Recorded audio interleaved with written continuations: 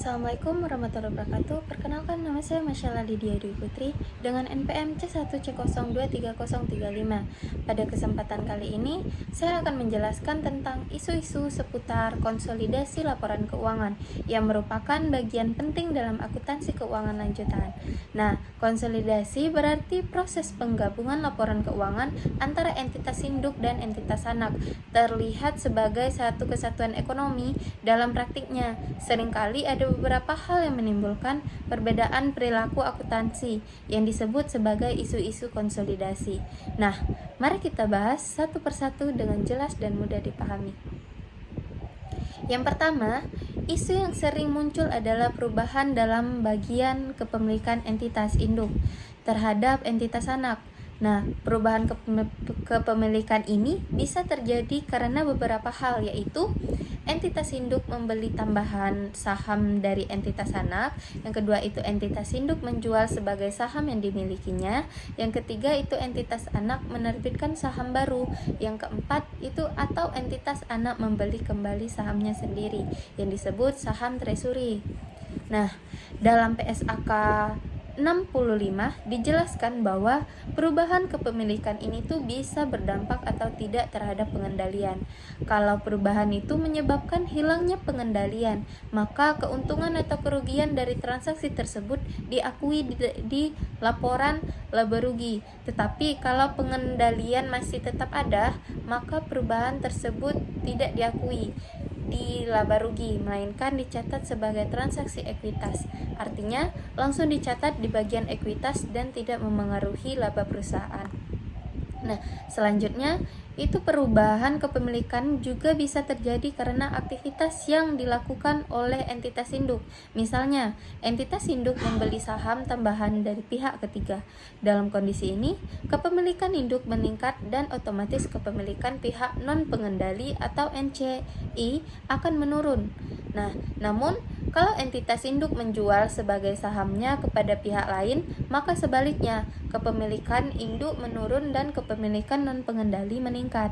Nah, setiap kali terjadi perubahan seperti ini, selisih antara nilai yang dibayar atau diterima dengan nilai tercatat investasinya itu tidak boleh diakui sebagai laba atau rugi, tetapi diakui langsung ke ekuitas, tepatnya ke akun tambahan modal disetor. Nah, jadi intinya kalau pengendali tetap, semua perubahan kepemilikan dicatat sebagai transaksi ekuitas. Kemudian, adapun perubahan kepemilikan juga bisa terjadi karena aktivitas yang dilakukan oleh entitas anak. Ada beberapa contoh di sini. Itu yang pertama, jika entitas anak menerbitkan saham tambahan dan dibeli oleh entitas induk, maka kepemilikan induk akan meningkat. Nah, tapi kalau saham baru itu dibeli oleh pihak ketiga, maka kepemilikan induk akan berkurang. Nah, jika entitas anak membeli kembali sahamnya sendiri atau saham treasury dari induknya, itu maka kepemilikan induk juga berkurang. Nah, namun jika saham treasury dibeli dari pihak ketiga, maka kepemilikan induk justru meningkat. Nah, dalam semua kasus ini tuh, selama pengendalian tidak hilang, maka pencatatannya tetap dilakukan sebagai transaksi ekuitas, bukan sebagai laba rugi. Nah, selanjutnya itu ada isu yang cukup penting, yaitu akuisisi pada periode interim. Maksudnya adalah ketika entitas induk membeli saham entitas anak di tengah tahun, bukan di awal tahun. Dalam situasi seperti ini tuh, laporan keuangan konsolidasian hanya memasukkan pendapatan dan beban entitas anak setelah tanggal akuisisi saja. Sementara itu, seluruh laba, beban, dan dividen yang terjadi sebelum tanggal akuisisi harus dieliminasi, karena pada saat itu entitas induk belum memiliki pengendalian. Nah, perhitungan goodwill juga dilakukan berdasarkan nilai wajar ekuitas pada tanggal akuisisi, bukan di awal tahun. Jadi, dalam konsolidasi interim, perhitungannya sedikit lebih rumit karena tidak harus memisahkan bagian pra-ekuitas dan pasca-ekuitasnya. Nah, ada isu konsolidasi lainnya, itu ada beberapa isu tambahan dalam konsolidasi yang juga harus diperhatikan, yaitu yang pertama, saham preferen entitas anak. Nah, jika entitas anak memiliki saham preferen, maka perlakuannya tergantung siapa yang memilikinya. Kalau saham preferen dimiliki oleh pihak non-pengendali, maka saham itu diakui sebagai bagian dari kepentingan non-pengendali atau NCI. Tapi, kalau saham preferen dimiliki oleh induk, maka saham tersebut dieliminasi terhadap investasi induk atas saham preferen itu.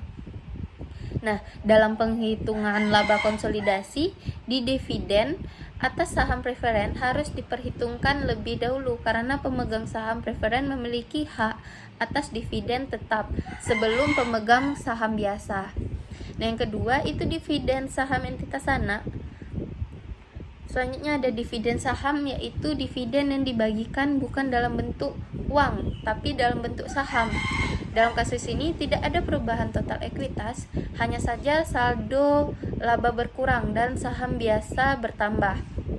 Nah, karena tidak ada perubahan substansi ekonomi nilai investasi, induk juga tidak berubah. Jadi dampaknya terhadap laporan keuangan konsolidasi adalah hanya mengeliminasi dividen saham dan seluruh akun tambahan modal disetor dari entitas anak. Nah, berikutnya adalah masalah pajak, itu pajak penghasilan konsolidasian. Dalam praktik di Indonesia, pada tepat dihitung dan dilaporkan oleh masing-masing badan usaha, karena setiap perusahaan punya NPWP sendiri. Nah, karena laporan konsolidasi hanyalah laporan gabungan, bukan entitas hukum baru, maka pajak tidak dihitung secara terpisah untuk grupnya. Namun, dalam laporan konsolidasi seluruh aset, kewajiban dan beban pajak dari entitas yang dikonsolidasikan tetap dijumlahkan.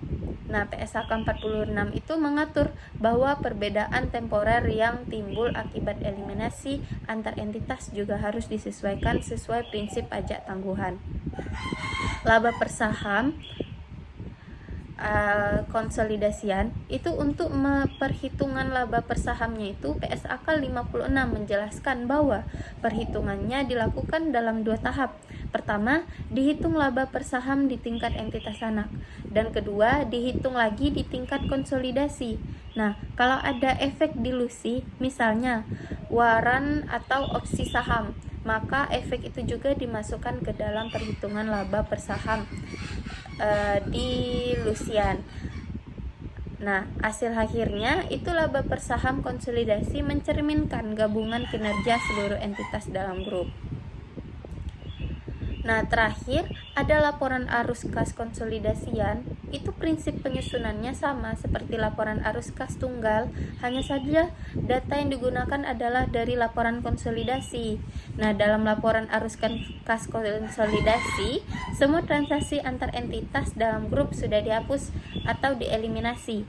Hal ini itu dilakukan agar arus kas yang ditampilkan benar-benar mencerminkan arus kas eksternal grup secara keseluruhan. Nah, jadi kesimpulannya itu isu-isu seputar konsolidasi muncul karena adanya perubahan kepemilikan transaksi antar entitas dan perlakuan khusus terhadap akun-akun tertentu. Nah, semua hal ini tuh harus dicatat dengan benar agar laporan keuangan konsolidasi mencerminkan kondisi ekonomi yang sebenarnya dan tidak menimbulkan salah saji. Nah, baiklah. Demikian penjelasan saya mengenai isu seputar konsolidasi. Semoga bisa membantu teman-teman memahaminya. Lebih dan kurang saya mohon maaf. Saya akhiri, wabillahi taufiq wal hidayah. Wassalamualaikum warahmatullahi wabarakatuh.